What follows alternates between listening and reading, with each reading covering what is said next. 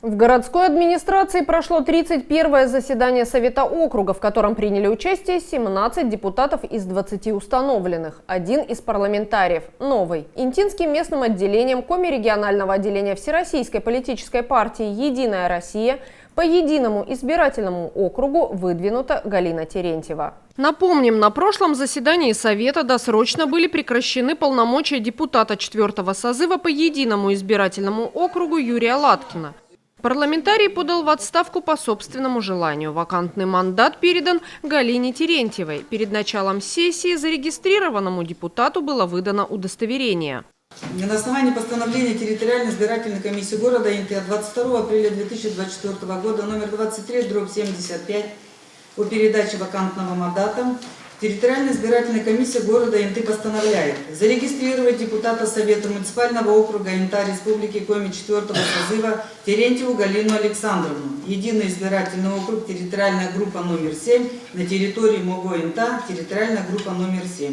Выдать зарегистрированному депутату Совета муниципального округа Инта Республики Коми 4-го созыва временное, не временное удостоверение, а уже удостоверение.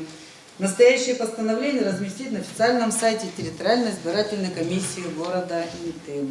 В ходе заседания депутаты рассмотрели более 10 вопросов. Практически все документы носили технический характер. В связи с изменением статуса муниципального образования парламентарии привели в соответствие ряд нормативно-правовых актов и документов местного значения. С отчетом о реализации программы противодействия коррупции в Инте за 2023 год выступила начальник правового управления городской администрации Татьяна Синакаева. По ее словам, жалоб и обращений по данному вопросу не поступало.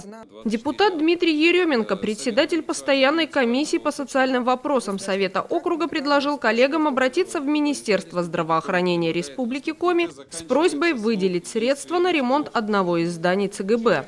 Совет муниципального округа Инта Республики Коми решил обратиться в Министерство здравоохранения Республики Коми по вопросу выделения денежных средств на проведение ремонтных работ в здании ГБУ ЗРК Интинской ЦГБ, расположенной по адресу город Инта, улица Мира, 24А. Совету муниципального округа Инта Республики Коми направить настоящее решение и обращение в Министерство здравоохранения Республики Коми согласно приложению и к настоящему решению. Прошу принять и проголосовать. Депутаты поддержали инициативу Дмитрия Еременко единогласно.